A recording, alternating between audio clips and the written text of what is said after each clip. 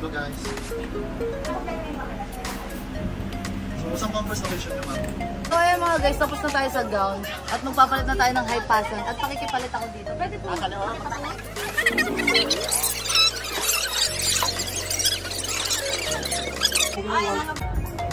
So ayun na guys, nakipagpalit tayo ng ano, nagpapalit tayo ng pinto. Ay, ng pinto. Kasi ano yun, ganito kami sa mga kapitbahay namin, lahat bahay namin, lahat pwede namin pasukin.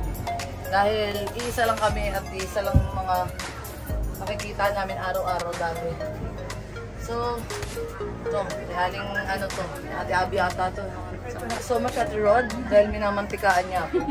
At si Mama, ating stylist for today's video, designer ng ating mga high fashion. At magpapabuhok pa ako kay Sir Marky. Kaya ako. Let's go! Ayan na si Grata! Ayan guys, dito kami nag-aayos sa diba? Makeup artist ko, Jelly and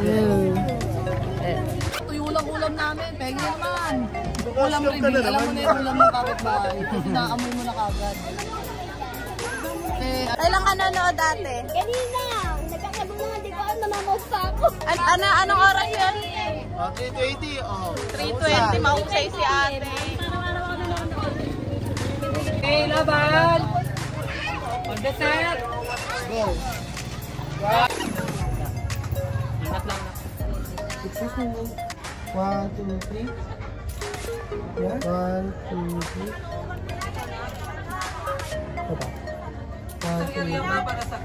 Diyan sa kaliwa. Ay, kasi baka pag-go. Ilang. 1, 2, 3.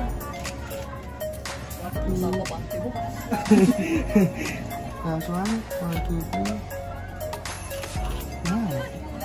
Try mo yung...